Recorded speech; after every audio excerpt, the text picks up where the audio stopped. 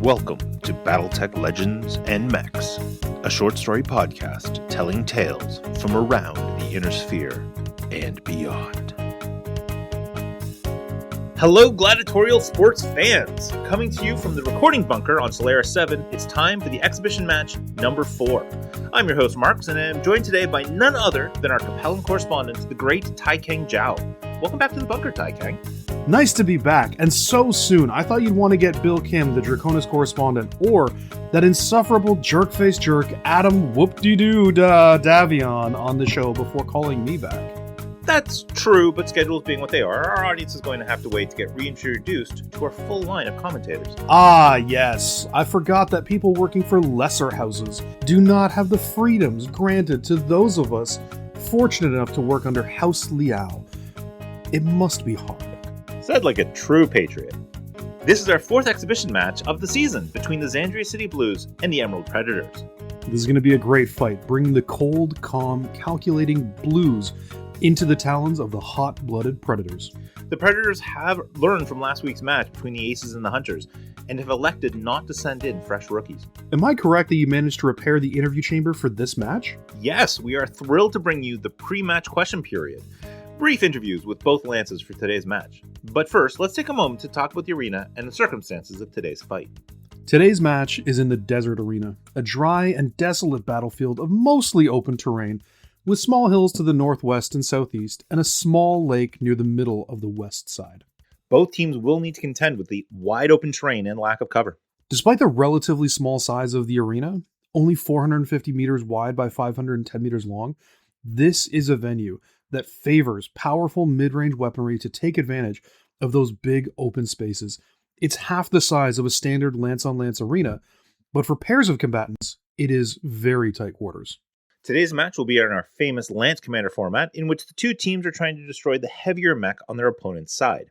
In the case of simultaneous destruction, the team that destroys more tonnage of enemy mechs will win. Oh, it sounds like the first team has stepped into the media room. That would be the two competitors for the Blues, the twins Aaron Blazer James and Amanda Phaser James. Hello, Marx. Hello, Tai Kang. Nice to be here. We are ready to run out with our guns out. Pleasure to have you both in the bunker. Thanks for coming down. Now, Aaron, I believe you will be in the Enforcer 4R today? That's right. I love that machine. A great balance of weaponry, armor, and enough speed to get where it needs to go. My brother's all thriller, no filler. Ah, Amanda, you are the Lance leader for today's match, and I expect you are bringing your Axeman 1N. You're damn right I am. The one fist is iron, the other is steel. And if the left one don't get you, then the right one has a freaking axe. Woo! Oh yeah, we've been chomping at the bit since the lists reopened. Captain Lackner is real eager to see how we can handle this challenge, and this will be my first fight in a major league. Major League is somewhat subjective. Compared to the podunk arenas we used to play at, the lists are the big leagues, baby. And we are ready to bring our A game. What's the main strategy you'll be bringing against the Predators? Aaron's gonna set him up. Sis. And I'm gonna knock him down. Woo! I'm sorry. She always gets like this before a big match. Pure energy out of the cockpit. As soon as she steps into the arena, she's as cold and calculating as a tiger. Rawr! Yeah, party before the match, but I'm all business during. I am no mullet of the Solaris games. What about your opponents? Do you have any concerns about facing two of the Predators' elite fighters? I've been watching Holo's a bullet hose in her Piranha, and that is a fast little mech. You have to respect that much point-blank firepower, and gosh, is it zippy. Aaron's on fishing duty, gonna reel the Piranha in so we can defang the Preds. One good hit to take it out, and into that long, sweet goodnight. Alright, well, best of luck to both of you in today's match. Any parting thoughts? Yeah, I've been working on a catchphrase. I think every good mech warrior needs one. Here we go again. I was thinking, eat my axe. Not bad. Just don't use it too often or you'll be Thor in the morning. That joke was awful, and you should feel awful for making it. And Mighty Thor used a hammer. Well, thanks for coming on down, James Twins. Good luck up there. Young, energetic, not the usual choice for a team as sturdy and reliable as the Blues. They're trying to bring some energy to their stable, and the James Twins might be the ticket to do that. Both of them scored in the 3rd tier for gunnery, but Aaron only scored in the 5th tier for piloting, while Amanda's a solid 4th tier. This means the Predators will be at a slight advantage since both of their pilots are 3rd tier gunners and 4th tier pilots. Not a big difference, but we saw last week how important staying on your feet can be in these small arenas. We did indeed. And entering the studio now are the Emerald Predators Mech Warriors, Candace Bullet Hose Hill, and Sean Landlord O'Donnell. Welcome to the bunker, both of you. Thanks for having us. It's an honor to be here. Landlord? That's an interesting choice for a call sign, Sean. What's the origin? Well, that mech I pilot is a Cyclops, a big chunk and assault mech. It lords over the battlefield. My usual strategy is to find some piece of land near the middle of the arena and dominate it. Hence the name. And then when everyone is distracted by his big lumbering monster, I run around and stick bananas in tailpipes. Except in this case, the bananas are bullets? So many bullets. A Piranha has about as much armor as a wet paper bag, but I am fast enough that it does not matter. If they cannot hit me, then my armor is effectively infinite. The trick's not falling for those tempting shots that put you in the way of harm. So it is my job to keep the Blues focused on me, and her job to make them regret it when they do. I assume you've both been preparing for this match for some time. How do you feel about the James twins? Who? No, I joke. Those kids have a lot of energy, but I do not think that they have the killer instinct you need. We are always pushing forward, and I do not think there is any slogan or motto that will matter when my AC-20 opens fire.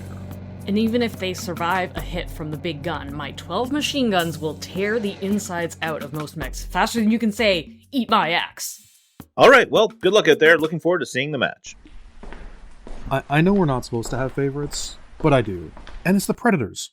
Professionals. Through and through. Consummate professionals. I just can't get over the clan's lack of contractions when they speak, but the way they talk doesn't have an impact on the way they fight.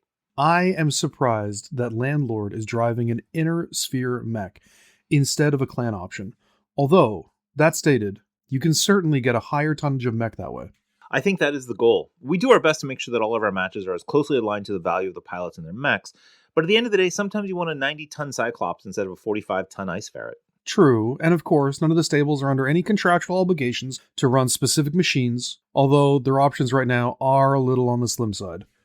Well, the pilots have made their trip back up the elevator and into their mech, so it's time to get the show on the road, right after a word from our sponsors. Are you tired of the same old dinner? Honey, are we having tuna casserole again? Why not try Alberta beef for your main course? Throw in a side of roast potatoes, a Caesar salad, and a thick slice of fresh bread. Alberta beef for dinner is a meal that will be the highlight of your week. Steaks, burgers, roasts, there's nothing else quite like Alberta beef. A 12-inch New York strip? You do love me. Bring home some Alberta beef today and become the hero of your family's dinner. Welcome back. First on the ramp is Aaron Blazer James in his Enforcer 4R. The Enforcer is armed with a Federated autocannon AC-10, an excellent large caliber weapon famous for its sturdy and reliable design. It's complemented by a Chris Comp 43 large laser and also a Chris Comp 32 small laser on the left torso, which is useful for cooking a single hamburger in about an hour. A 50-ton medium mech with a top speed of 64 kph and a Nissan 200 Fusion engine. It's a simple machine, but it's as reliable as it comes. 12 heat sinks is enough for most combat operations unless Blazer decides to jump around too much. Here comes his twin sister, Amanda Phaser James, in her 65-ton Axeman 1N. Just looking at the signature axe in its right hand gives me shivers. It's no coincidence that the 1N has the same top speed as the Enforcer, right down to the same jump jet loadout. 10 tons of ferrofibrous armor and 10 double heat sinks means this war machine can take a beating and still stay in the fight. Long enough to bring its Luxor Devastator 20 autocannon to bear, backed up with a trio of Intech medium lasers and a Sutel Precision Line large pulse laser. That is a lot of firepower, and again, that 5-ton hatchet is no slouch against anything foolish enough to get within melee range. Usually double heatsink mechs don't have to worry about their thermal buildup, but not so in the case of the Axeman. That terrifying weapon loadout means that if Phaser fires everything, she will very quickly face shutdown or internal ammo explosion. And here come the Predators. That's Candace Bullet Hose Hill in her Piranha in its primary configuration. What a machine, and what a brave mech warrior to operate it. Although we here at the list do everything we can to ensure the safety of our mech warriors, running around with padded cotton for armor and 2 tons of ammunition, well, Bullet Hose is definitely brave. Well, as she said in the pregame show, that 20-ton mech is fast. Top speed is a blistering 150 kilometers, and a dozen Series 12 rotary machine guns is a shocking amount of up-close punch. If they all hit, she can actually do more damage than an AC-20. She also has a pair of Mark III ER medium lasers and the Token Series 1 ER small laser, capable of cooking a single hamburger in about 15 minutes. But for all the glorious clan tech the Piranha is carrying, it has only 10 single heat sinks. Singles? You heard that right, 10 single heat sinks. Unusual for a clan design, but Bullet Hose might have to keep her eyes on her heat level. And there is her Lance leader, Sean Landlord O'Donnell, in that massive Cyclops 10Z. Massive is right. 90 tons of inner sphere assault mech, the Cyclops carries a modest loadout of a Delta Dart LRM-10 missile launcher, a Zeus 36 Mark III autocannon 20 in the right torso, 2 Diverse Optics Type 20 medium lasers, and a Hovertech Quad SRM-4 missile launcher. Unfortunately, the Tacticon B2000 battle computer, a signature component for the Cyclops, will be of no use in the arena in pairs matches. And 10 tons of armor means that the mech is almost identical in defense to the Axeman. Both mechs have AC-20s, both have a top speed of 64 kph, and both will run hot if their pilots keep the triggers pressed during this fight. Looks like we're almost ready to go. You're absolutely right, Tai Kang. What's your prediction for today's match? Well, if they don't keep an eye on their heat, then they'll be cooking more than a hamburger in an hour. But due to the Lance Commander format, the Blues want to take out the Predator's Cyclops, and the Predators need to take down that Axeman in order to win.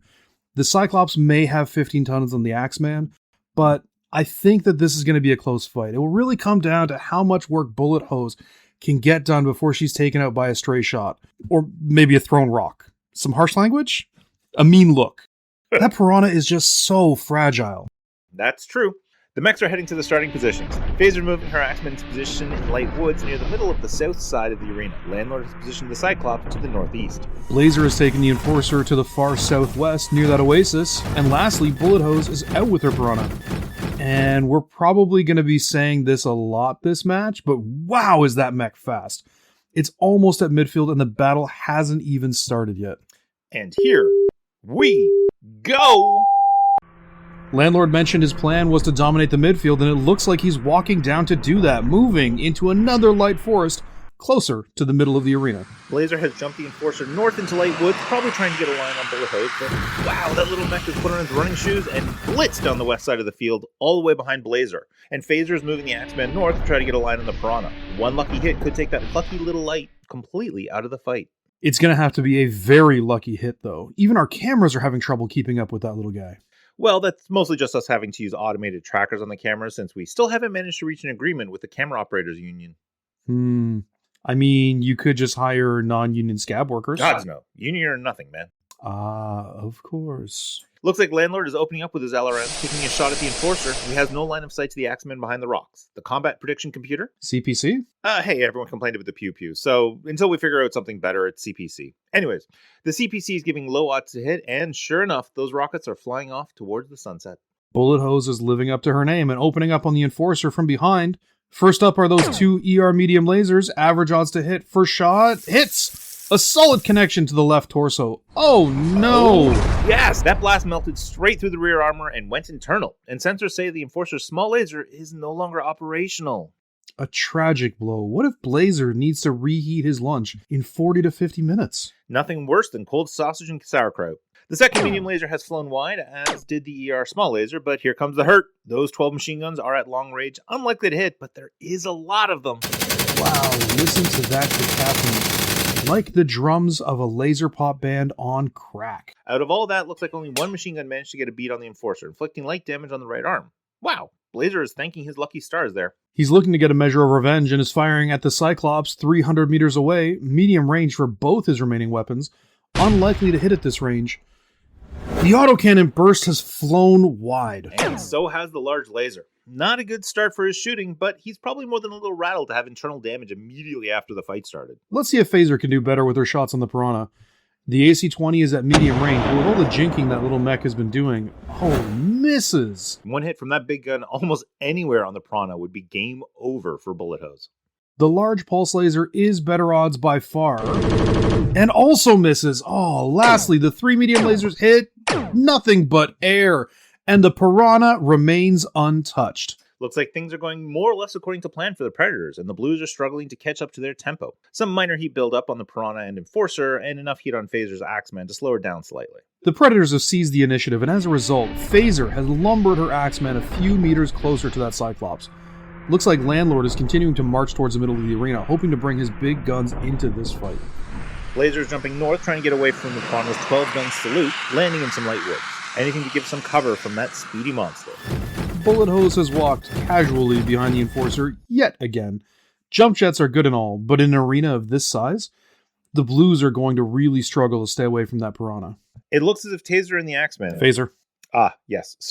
Phaser in the Axeman has no visible targets. The Cyclops is still too far away, and the Piranha is behind hills, and she just can't see it. The Enforcer is torso twisting to get the AC-10 aligned to hit the Piranha, but even at short range, he's going to struggle to hit.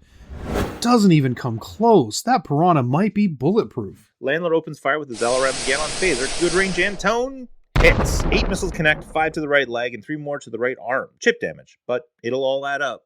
The Piranha is opening up on the Enforcer. Both ER medium lasers are struggling to adapt to her speed and position. And fly wide, just barely missing their target. The machine guns are at long range and almost no chance of solid connection. Despite the roaring report of the weapons firing, nothing finds purchase. A lucky break there for Grazer. Blazer. Damn it, yes, Blazer. Anyways, the Enforcer could have been in a lot of trouble there, so lucky break for the Blues. The Axeman, Enforcer, and Cyclops have all managed to dump their heat, but it looks like Bullet Hose is intent on riding the red line on her mech. It's risen enough that she's slowing down a little bit, but for a fragile mech like that, speed is everything. The Blues take the initiative, bolstered by the continued and somewhat unexpected survival of that Enforcer. Which is piloted by... Blazer? That's correct? Phew, okay, well... Landlord's walking up now and is officially in the middle of the map. Laser's moving her Axeman. Phaser? Damn it, Phaser. Phaser's moving her Axeman directly towards Landlord and that Cyclops. She's taking more damage than Landlord, but if she can bring that massive melee weapon into play, things could get ugly for the Predators very quickly. The Predators are no longer officially members of the clans, but some habits die hard, and it's very possible that melee combat hasn't occurred to Landlord as a credible threat. Of course, Phaser will need to survive the Cyclops' AC-20 barrage first. Bullet Hose moves down the west side of the arena all the way down to the southwest corner, getting into position to rush behind the Axeman. The Enforcer is walking towards the Piranha, trying to get close enough for his weapons to lock onto that fast mover. Landlord is opening fire on the Axeman. The AC-20 has a good line, but flies wide. Here comes the LRMs at optimal range, and they also fail to find purchase. The 2 medium lasers are at longer range. Wow, more shots off into the wild blue yonder. Looks like Landlord is a little shaken up. He's firing his SRM-4 last. Hey, he actually managed to hit with 3 of those missiles. I'm pleasantly surprised. Those are hits to the right leg, left arm, and 1 to the center of the torso. Let's see if Bullet Hose can make up for her previous mistakes. She's also firing on the Axeman. The ER medium lasers have bad angles, and both miss. And the ER small laser has even worse odds, and also flies wide. A disappointing volley of fire from the Predators. Let's see how the Blues react. Blazer and the Enforcer opens fire on the Piranha in light woods, but less than 200 meters away. The AC-10s are at medium range. Nope. And the large laser with the same targeting odds. No as well. I'm going to propose to Candace Hill that she officially change her call sign from Bullet Hose to Bulletproof. The Axeman is 150 meters away from the Landlord and his Cyclops and is returning fire. The AC-20 is at bad range. Not even close. That shot went straight into the dirt. The larger pulse laser is easier to line up, but also flies wide. That just leaves the 3 medium lasers. Nope. Nope. And no. What an awful round of shooting from both teams. A total of 3 SRMs hitting anything? The Enforcer at least manages not to overheat. But Blazer in the Axeman is slowing down. Landlord in the Cyclops is showing both speed and targeting errors. And Bullet Hose is moderately slower and showing targeting issues. She keeps this up, and one of her ammo bins is definitely going to take her out before the Blues manage to get a beat on her. Landlord moves further south, heading into some light woods for cover from Phaser. Curses. Phaser sees an opportunity and jumps her Axeman directly behind Landlord. That's a massive misplay by the Predators. Bullet Hose is heading back towards the Enforcer on the west side of the map, and Blazer stands still to try and maintain his odds of hitting that little mech. You got it right. Hey, first time for everything. The Cyclops is opening fire on the Enforcer, starting with the AC-20 at medium range, and he hits! Landlord has finally managed to bring that weapon against one of his targets. That hits dead center on the Enforcer. I'm not sure if that's a lucky break for Blazer or not. Sure, he didn't just lose a leg or an arm, but that Enforcer is suddenly much closer to being taken off the field. The armor took the hit, but it can't take another. Based on their firing, I wouldn't worry about it. The LRM is firing now, and that's another 6 missiles impacting the right arm and left leg.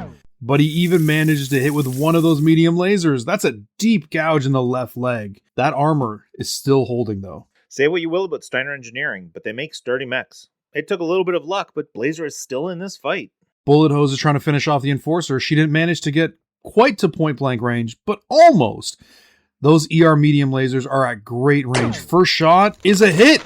It goes right into the right arm. Second shot is also a hit, this time to the left torso. She's firing the ER small as well, also at ideal range. Another hit. That's a thin line on the left leg, and that Enforcer is having a very bad day. Here comes the pain. 12 machine guns at good range, and against a stationary target. Miss. Hit, hit, hit, hit, hit. 3 misses. 9 hits total. 3 hits to the right arm, and that's broken past the last of the armor and gone internal. But no critical damage. The other shots hit the right torso 3 times. A single hit on the left arm, left leg, and right torso. But looks like Bullet Hose is trying to make up for lost time with that barrage. Blazer? Yes, it is Blazer. Oh, good. Blazer looks shaky on his feet, but manages to compensate and stay standing. Now it's time for the Blues to see if they can get some damage on the Predators. Blazer opens fire on the Piranha. The AC-10 is steady and at great range and hits.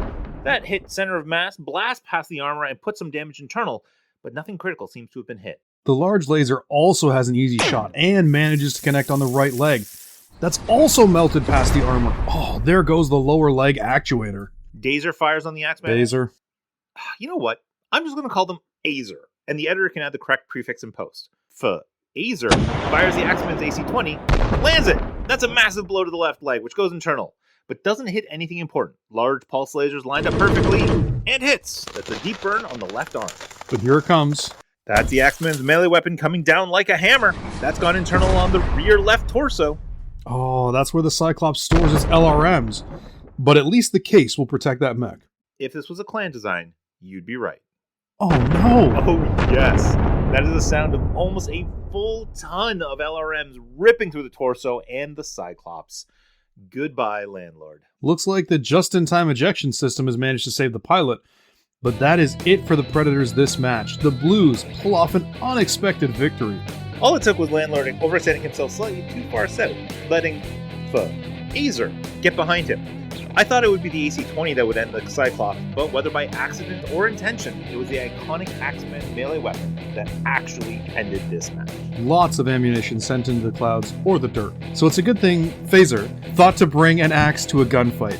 Otherwise, we might have been here for hours.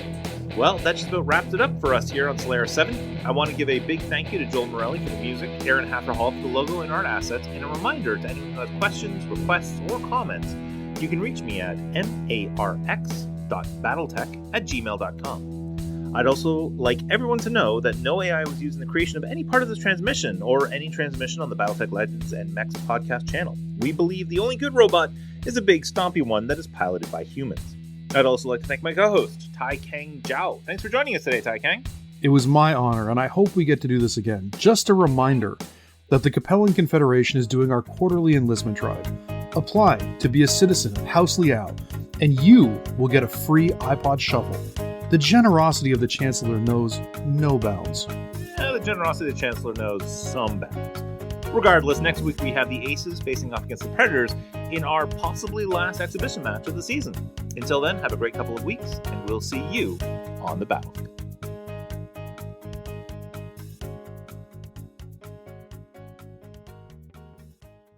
Professionals. Consummate professionals. Okay. Okay. One take. First try.